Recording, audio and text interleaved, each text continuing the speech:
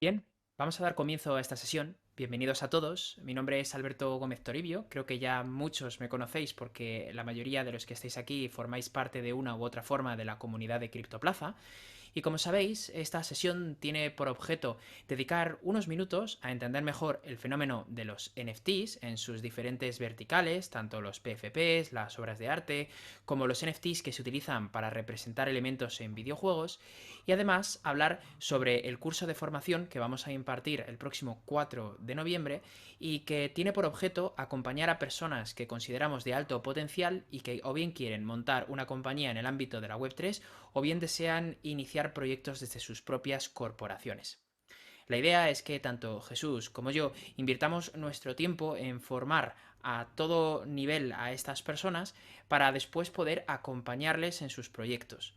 En la pasada edición, pues tuvimos a personas muy influyentes, como por ejemplo Teodoro García Egea, que es un político al que seguro conocéis y que hoy en estos días pues está emprendiendo diferentes proyectos relacionados con cripto, proyectos en los que estamos participando.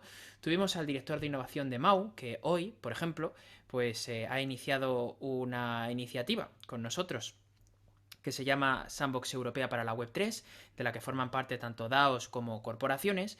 Hemos tenido a Estrella Galicia, hemos tenido al director para España de Bitpanda, hemos tenido a personas de CNMV y de Banco de España, o también al CEO de Creditea.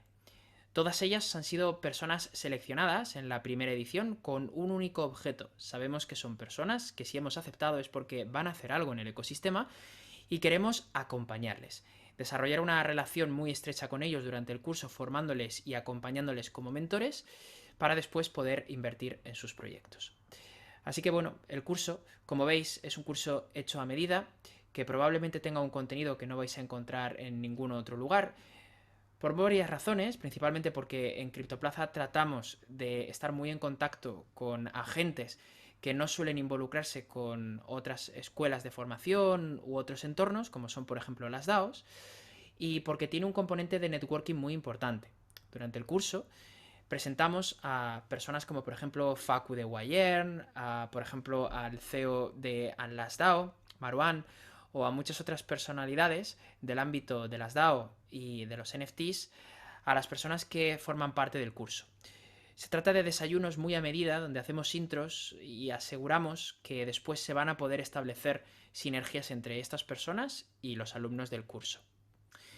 El componente de networking es un componente muy importante, pero también el hecho de que casi todo lo que vamos a aprender en el curso es contenido que estamos continuamente poniendo en práctica. Recordad que en Criptoplaza tenemos varias líneas de actividad. Una de ellas es, por supuesto, invertir en compañías. Es una de las cosas que más hacemos.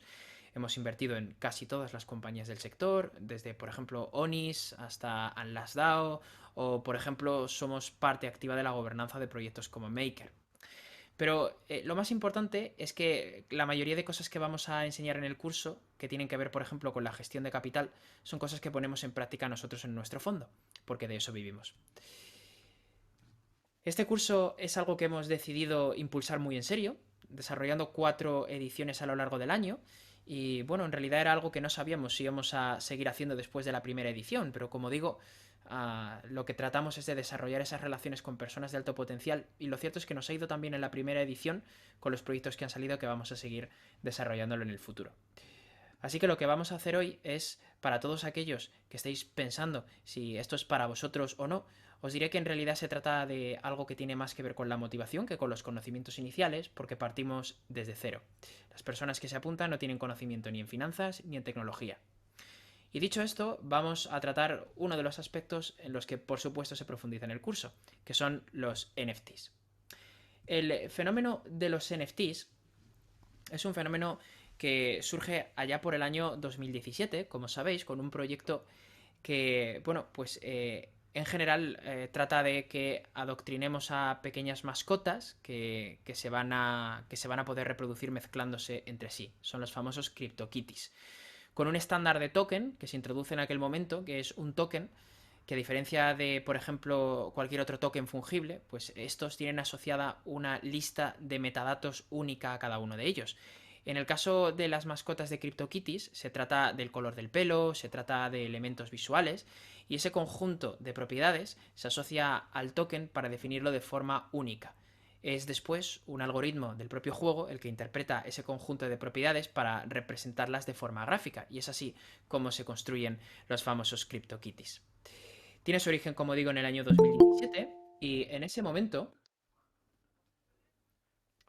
tuvo tanto volumen de negocio que la red de Ethereum se colapsó. Fue una de las primeras veces que vimos que la red de Ethereum no era capaz de procesar tantas transacciones como requería una de sus aplicaciones, en este caso este juego.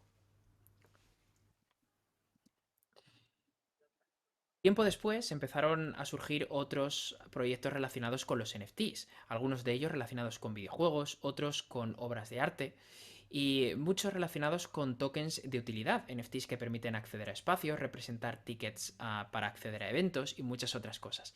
Vamos a ir pasando uno por cada una de estas tendencias y reflexionando sobre cómo funcionan y si están aquí para quedarse o si suponen algo momentáneo, algo fruto de la novedad, como pudiera ser, por ejemplo, aquellos casos de uso de Twitter en los que se tuiteaba cuando una tostadora tenía listas las tostadas. Lógicamente algo que fue de interés en el momento en el que Twitter se lanzó porque se trataba de un hecho noticiable, pero que no lo era tiempo después. En el caso del arte digital, cabe preguntarse, ¿cuáles son los fundamentales de una obra de arte?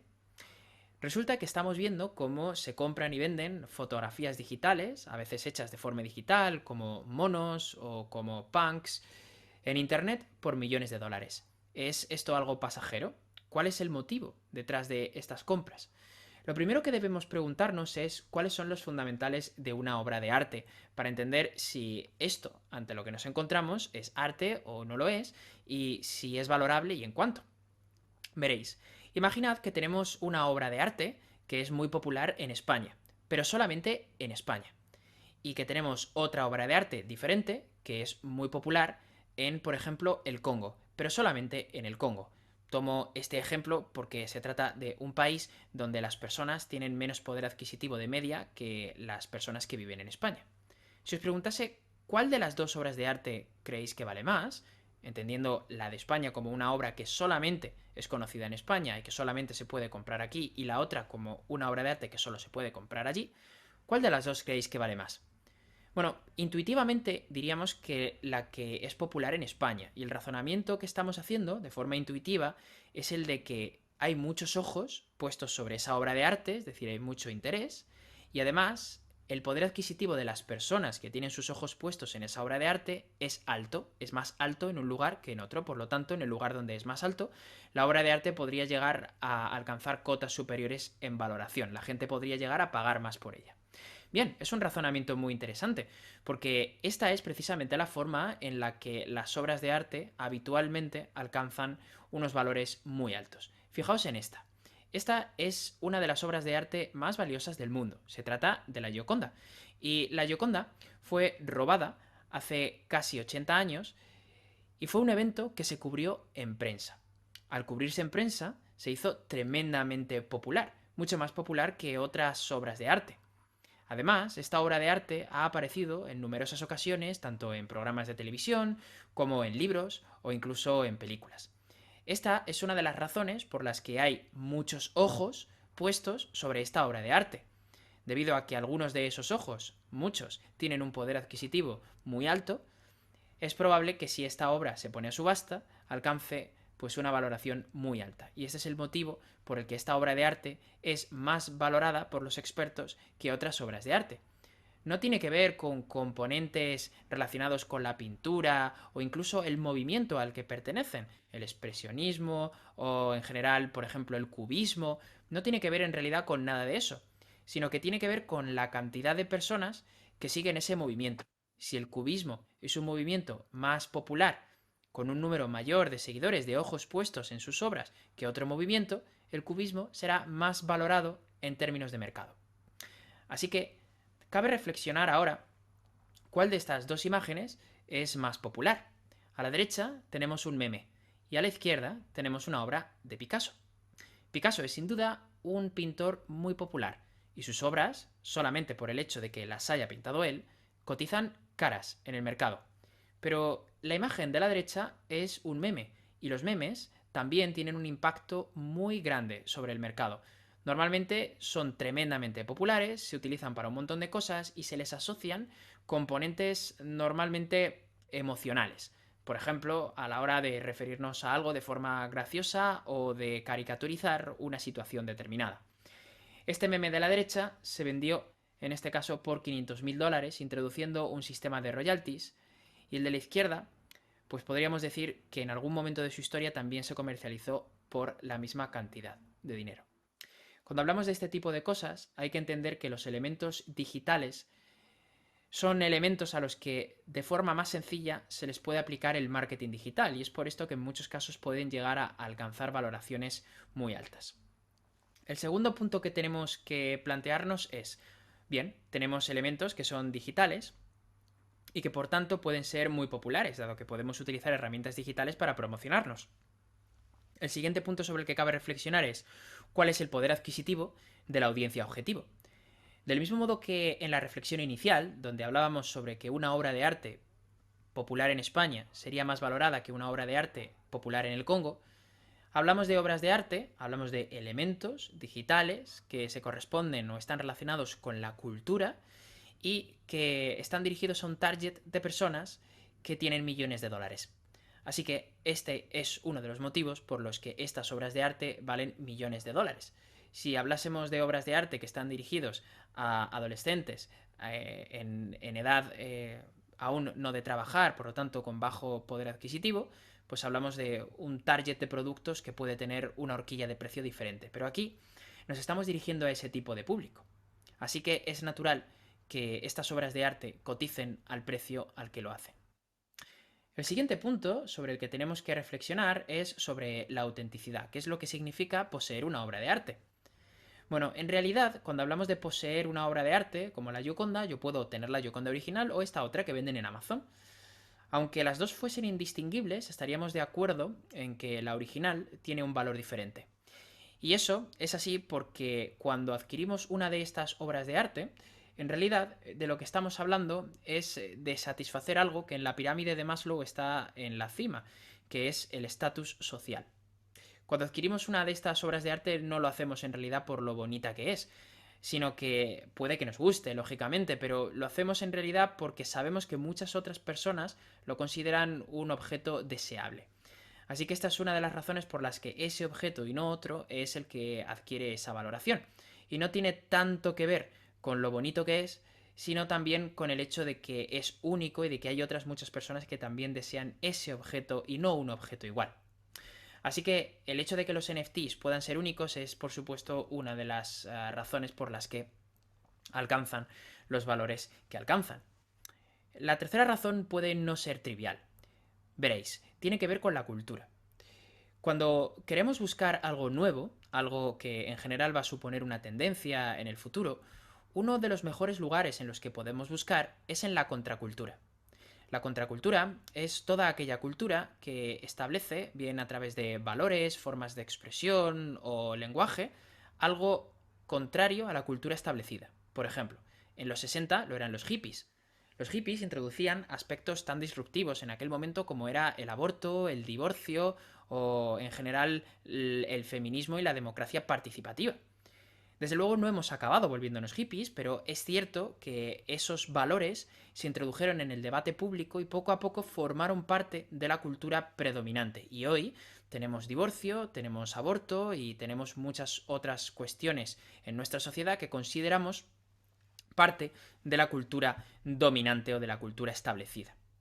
Si hoy tuviéramos que buscar a esa contracultura, pues probablemente no lo haríamos en el movimiento hippie, que ya supuso mainstream en los años 60, no lo haríamos en el movimiento punk, que buscaba generar un lenguaje incómodo, contrario a lo que podrían considerar el buen gusto, cuestionaban eso, ¿qué es el buen gusto?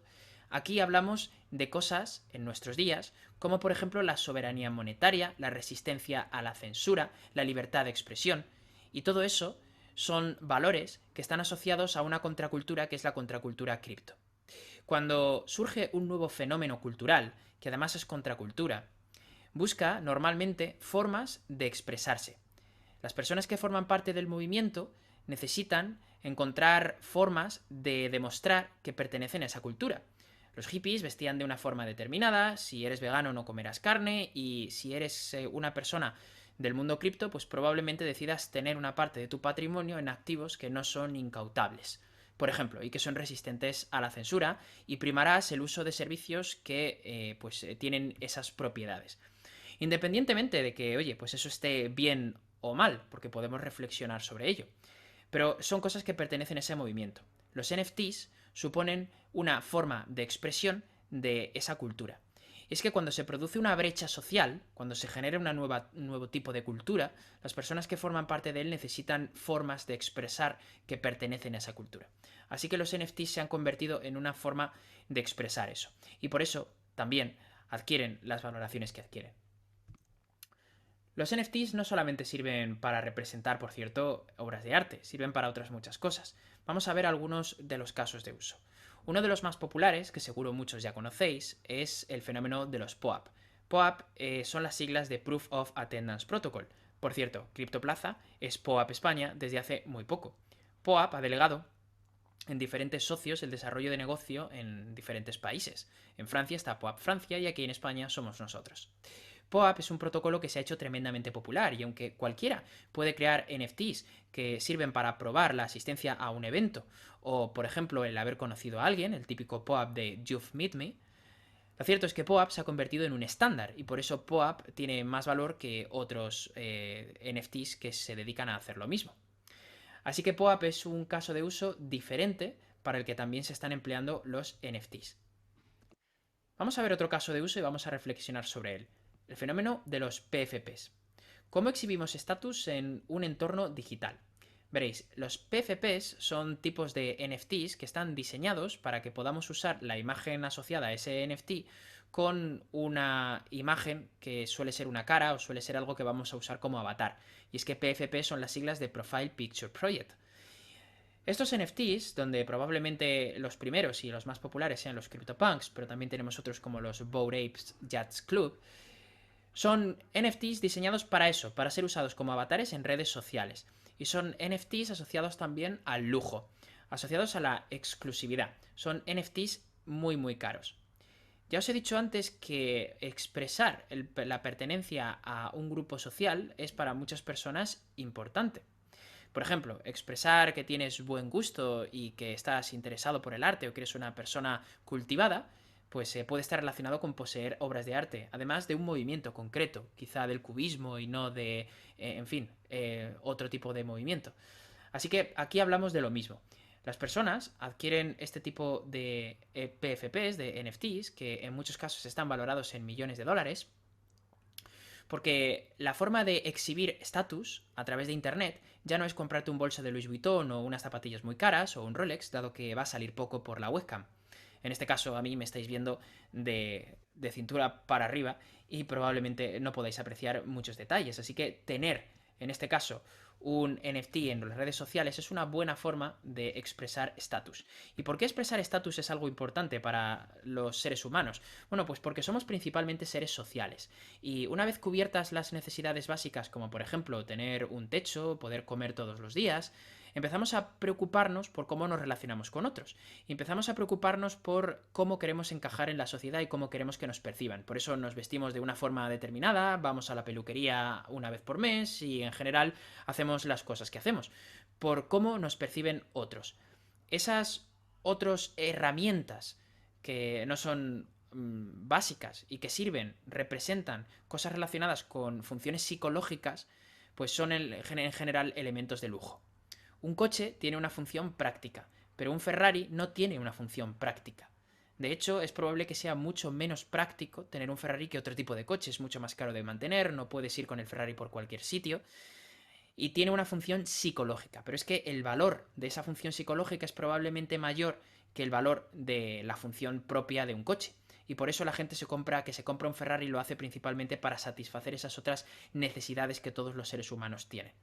Tener un bolso de Louis Vuitton no es muy práctico, pero puede ser útil para representar esas otras cosas. Del mismo modo que existen diferentes elementos, herramientas, objetos que suponen que tienen una utilidad social, es decir, representan estatus o nos sirven para encajar en la sociedad de una forma determinada. Me he visto con corbata o con chaleco y no me he visto con camiseta ancha y zapatillas de Vans porque me identifico con un colectivo y no con otro, porque quiero que se asocie a mi persona a una serie de valores, la seriedad, el compromiso, por ejemplo. Todo esto, en parte, está relacionado con esas funciones que se les asignan a los objetos. Y hay diferentes tipos de objetos para diferentes tipos de cosas. Por ejemplo, un Mercedes, que es algo más o menos accesible, aunque es de lujo, pues representa un tipo de objeto que sí está relacionado con las funciones psicológicas y sociales, pero es de tipo intermedio. Pero un Ferrari es casi inaccesible. Y en general, estas herramientas, estos objetos, pues tienen su público, ¿vale? Nosotros probablemente no podemos acceder a un Ferrari, pero hay personas que sí que pueden hacerlo y que necesitan ese tipo de elementos, porque para ellos juegan una función psicológica similar a las que para nosotros jugaría tener un Mercedes, que es estar en la cúspide del grupo social al que creemos que pertenecemos. Bueno, estas son cosas que en general no se han inventado con los NFTs, pero que los NFTs vienen a proporcionar. Hay NFTs de diferente tipo. NFTs que son accesibles simplemente porque quiero formar parte de una comunidad, otros que son de lujo pero intermedios, como algunas colecciones específicas de los Bored Apes Yachts Club, concretamente los Zombie Apes, o algunas que son inaccesibles, como los Bored Apes o los CryptoPunks. Fijaos en que este tipo de objetos, por ejemplo, un PFP, una imagen que vale 2 millones de dólares y que solamente me sirve para tener un avatar, son objetos que son tremendamente poco prácticos. Pero ¿por qué esto es así? Fijaos, la curva, aquí a la derecha, encontramos objetos, donde pone B, encontramos objetos que son tremendamente prácticos y que son baratos, ¿vale? Bien, veis que según avanzamos hacia la izquierda, por ejemplo, vamos a poner un objeto aquí, un reloj de Casio. Para mí son mis favoritos, los de Casio, los de toda la vida, los que usábamos en los 80 y que son digitales. Hoy son tremendamente baratos y podemos encontrar algunos por 10 dólares. Bien, muchos no llevan reloj hoy en día porque podemos mirar la hora en el móvil, pero podemos decir que es un objeto tremendamente práctico y tremendamente barato. Por lo tanto, la demanda de este objeto frente a otros tipos de relojes debería ser más alta, porque impacta a una mayor población y porque en general es un artículo barato. ¿Qué ocurre si creamos un reloj que es de buceo? Es como el Casio, de hecho, el G-Shock, el Casio, que es especialmente diseñado para aventura o para sumergirte con él. Pues bien, es un artículo más caro, puede costar unos 100 dólares, y tiene un público significativamente menor, dado que es más caro y tiene un propósito específico. No todos necesitan un reloj de buceo. Así que bueno, pues tiene un público menor, hay menos demanda, pero el precio es un poquito mayor. ¿Qué ocurre si empezamos a introducir funcionalidades en los relojes que son tremendamente absurdas, pero que están relacionadas con el estatus? Por ejemplo, un turbillón. Muchos no sabréis lo que es, pero fijaos, esto es un reloj mecánico. En los relojes mecánicos, la fuerza, la energía, se guarda en una pequeña espiral de metal que se enrolla como si fuera un muelle. Bien, esa energía se libera mediante un mecanismo que se llama paleta de escape y eso hace mover las agujas. ¿Qué es lo que ocurre? Que como esa espiral es plana, pues la espiral no guarda la energía de la misma forma si el reloj está así que si está así. Un reloj en una posición o en otra tiene un desfase de un segundo al mes. ¡Oh! Menudo drama. Bueno, pero esto, en general, introducir, por ejemplo, un elemento como el turbillón, que es una paleta, bueno, una de estas espirales que guardan la energía, pero que funciona girando para que no le afecte el movimiento del reloj, si lo tengo de una forma o de otra, pues hace que sea más preciso. Fantástico, pero es un aspecto poco relevante, poco práctico. Sin embargo, es un aspecto que está más relacionado con el estatus y por lo tanto entramos en la parte de arriba del gráfico, donde el precio es muy alto, pero según vayamos introduciendo funcionalidades de este tipo, pues van a ser objetos que van a estar más relacionados con el lujo y por lo tanto se van a valorar más, ¿vale? Lo malo es quedarse en medio de una cosa o de la otra. O eres tremendamente práctico o eres algo de lujo. Quedarse en medio no suele ser una buena idea. Fijaos que un coche, pues sería un coche normal y podría estar valorado de una u otra forma, pues si es un coche, pues en general, por ejemplo, todoterreno, pues no va a ser necesario para mucha gente, tendrá un público más reducido, pero puede tenerlo. Pero si es un todoterreno de oro, pues entonces es algo tremendamente absurdo, pero que puede estar relacionado con el lujo. Y hay muchos jeques árabes que tienen un todoterreno de oro. Bueno, pues Ese es el tipo de cosas sobre las que se debería reflexionar cuando entendemos el fenómeno de los NFTs, y deberíamos entender que, por ejemplo, las marcas como Louis Vuitton, que veis a la izquierda, tienen un premium de valoración con respecto a las marcas de bolsos que veis en azul, a la izquierda también, ¿vale? Fijaos en cómo la marca roja pues tiene un premium. Ese premium es un premium por el lujo. Y es porque las personas que adquieren bolsos son una intersección de las que quieren un bolso de marca, o son una intersección de las que solamente buscan mostrar estatus, sin importar si eso implica comprarse un bolso o un anillo. A la derecha tenemos del mismo modo una gráfica del premium de los Bored Apes Yachts Club con respecto al resto del mercado de NFTs. Eso que veis no es la valoración de los Bored Apes, sino una relación de la delta de los Bored Apes Yachts Club con respecto al mercado de NFTs. Interesante, ¿verdad? Bueno, como digo, en general el fenómeno de los PFPs se trata de establecer pues estatus en el ámbito digital. Una de las cosas para las que se utilizan los NFTs es para representar armas digitales en juegos como por ejemplo pues Axie Infinity, los Axis o Gods Unchained o muchos otros. En este tipo de videojuegos lo que hacemos es utilizar NFTs para crear un modelo criptoeconómico en torno al juego. No todos los videojuegos son videojuegos Web3, o esta es mi opinión, porque sobre esto aún no hay nada escrito en piedra, pero mi opinión es que no todos los videojuegos son videojuegos Web3, ya que incorporar un NFT no es suficiente. La diferencia entre Axie Infinity y lo que ha hecho Adidas, por ejemplo, vendiendo pues NFTs, es muy diferente porque Axie Infinity lo que construye es un modelo de incentivos en torno a todos los actores que existen alrededor de un juego. Eso es lo que hacemos cuando creamos un token o cuando creamos elementos como los NFTs. Alineamos los incentivos, los intereses de las personas que están alrededor de nuestra empresa o de nuestro juego para que se comporten de una forma que genera un círculo virtuoso de crecimiento. Esto es lo que diferencia un videojuego Web3 de un videojuego que simplemente incorpora skins y los representa con NFTs. El primero, Axie Infinity, crea un modelo en el que, pues, por ejemplo, existen farmers, personas que entrenan los Axies para después venderlos más caros, otros que los compran porque tienen un modelo de scholarship en el que prestan esos NFTs a otras personas que no tienen dinero para comprarse los 3 Axies que hacen falta para entrar, pero que quieren jugar, se los prestan y entonces ellos comparten rendimiento. Se generan modelos criptoeconómicos en torno al juego que favorecen el crecimiento del mismo, el que cada vez se compren más Axies, etcétera. Bueno, pues en este informe, España 2050, vemos cómo se detalla algunas de las profesiones que se supone vamos a encontrar en el futuro. El futuro en realidad no está muy lejos, de hecho ya está ocurriendo. Nosotros en Criptoplaza tenemos grupos como Criptoplaza Fútbol Club, donde se juega de forma profesional al videojuego, bueno, al juego de cartas Sorare. Y tenemos una alianza con una compañía que se dedica a ojear de forma profesional pues a jugadores a través de la visualización de los partidos. De esta forma, mediante Machine Learning, pues saben cuál es el jugador que corre más rápido, etcétera. Y este servicio habitualmente se le prestaba a empresas de fútbol profesional, a equipos que quieren saber cuál es el mejor delantero, cuál es el mejor centrocampista. Ahora nos sirve a nosotros para saber en qué cartas tenemos que invertir. También tenemos el grupo de Dragon Corp, donde jugamos de forma profesional a videojuegos, y si se juega de forma coordinada, lo que llamamos una guild o gremio, podemos obtener mayores recompensas en los juegos. Esto en los juegos que por supuesto tienen un modelo criptoeconómico, no en los juegos que simplemente entregan skins que están representados por NFTs. Esto es importante. Así que bueno, esta es otra de las cosas que están ocurriendo en torno a los NFTs, y se generan empleos que permiten a esas personas participar de esos incentivos económicos y ganarse la vida con ello, y además hacerlo muy bien. Y por último, otras de las cosas que podemos encontrar en el ámbito de los NFTs son los servicios financieros. Esto es algo que se está desarrollando recientemente y que supone, en general, añadir volumen al mercado de los NFTs.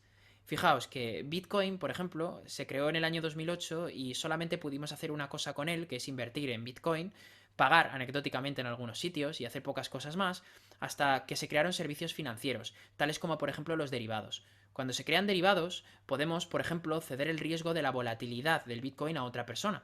Y es así como se crean, por ejemplo, las stablecoins. Los productos financieros hacen que más gente compre Bitcoin porque en general pues se puede usar de diferentes formas, no solamente para invertir en el propio activo, sino por ejemplo como medio de pago una vez que se introducen las stablecoins o los productos de coberturas, o por ejemplo para desarrollar estrategias de inversión más profesionales, invirtiendo en corto, por ejemplo, beneficiándote de la caída del mercado y no teniendo que deshacerte del activo durante la caída del mercado porque de hecho te estás beneficiando, o pudiendo establecer una posición corta para cubrirte del riesgo. Todas estas cosas ocurren con los productos financieros. ¿Y qué es lo que está ocurriendo en este momento en el ámbito de los NFTs? Esta es la parte más excitante y la que creo que se va a desarrollar más durante este año. Y tiene que ver con el desarrollo de servicios financieros en torno a los NFTs que definen cosas como los precios suelo, por ejemplo, para algunos NFTs, o que permiten hacerlos líquidos. NFTX es un ejemplo de este tipo de plataformas. Solamente trabajan con colecciones blue chip, es decir, colecciones muy populares y altamente valoradas, como por ejemplo los CryptoPunks, y si posees un CryptoPunk puedes ponerlo aquí, en esta plataforma, y lo que obtendrás son monedas, tokens, que estos sí son fungibles, son tokens normales que podrás vender si quieres, y que te permitirán ejecutar estrategias de inversión, por ejemplo, ponerte corto, apalancarte, venderlos para pedir un préstamo contra ese NFT sin tener que venderlo en sí, porque lo tienes puesto en NFTX como colateral. Lo que permite también es obtener liquidez o rendimientos, a partir de la proporción de liquidez. Si yo pongo liquidez en los pools de NFTX, es decir, esos servicios que permiten intercambiar estos tokens de los que acabo de hablar por criptomonedas como el Ether o el WBTC, se nos va a permitir obtener rendimientos. Así que bueno, estas son algunas de las formas en las que, por ejemplo, alguien con una cantidad pequeña de dinero podría aportar liquidez y poco a poco irse haciendo con un CryptoPunk, ya que cuando posea suficientes Punk V tokens, como veis ahí, como para retirar un CryptoPunk del pool, podrás retirar un CryptoPunk. Cuando tú pones un CryptoPunk aquí, podrás retirar un CryptoPunk si posees las mismas Punk V tokens que te entregaron. Pero eso sí, no te garantizan que el CryptoPunk vaya a ser el mismo, es un CryptoPunk. Esa es una de las cosas no tan buenas de este protocolo, pero poco a poco se van puliendo. Este tipo de protocolos son muy interesantes, pero hay que notar que no crecen, son servicios financieros en NFTs de primera generación y no crecen al mismo ritmo al que otros que estamos viendo crearse justo ahora en nuestros días. Uno de los que tenemos en CryptoPlaza, por ejemplo, es UnlockD. Bien, pues NFTX, por ejemplo, no ha crecido de forma exponencial ni durante el periodo de apogeo de los NFTs, ni tampoco durante este año 2022. El mercado es verdad que no ha acompañado, pero es importante entender que hay otros servicios que debemos tener en el radar. Uno de los más interesantes en el ámbito financiero con los NFTs es el de Abacus. Y sobre Abacus están construyendo un montón de soluciones como UnlockD y muchas otras, como JPGD, por ejemplo. ¿Cómo funciona Abacus? Veréis, Abacus, y con este servicio acabamos, resuelve un problema, el problema de los préstamos. Los NFTs son únicos, por lo que hay falta de liquidez. Significa esto que dado que los NFTs son únicos, la única forma que tenemos de hacerlos líquidos es ponerlos en un sitio como OpenSea, un mercado, un marketplace, donde vamos a poder aceptar ofertas de otras personas. Pero dado que no vamos a saber cuánto nos van a pagar por ello hasta que no lo abramos a subasta, no sabemos cuánto vale un NFT. Tampoco podemos decir que los NFTs sean líquidos, ya que puede ser que lo ponga en esa plataforma pero no consiga venderlo. Sabemos que algo es líquido, sabemos que un Bitcoin es líquido porque lo podemos llevar a Kraken, por ejemplo, o a Coinbase, y allí hay personas esperando a comprarlo. Decimos que algo es líquido cuando hay personas esperando, y a esas personas esperando lo llamamos mercado spot. La rareza no siempre es clara, por lo que es difícil de valorar. No podemos tampoco saber cuánto va a costar un NFT hasta el momento en el que lo vendamos, porque la forma de valorarlo va a depender de las personas que pujen por él. Y existen fuertes fluctuaciones en el precio. Bien, todo esto deriva de que no hay un mercado spot. Es decir, recordad, un mercado en el que hay personas esperando con un precio ya puesto sobre la mesa para comprarme ese NFT.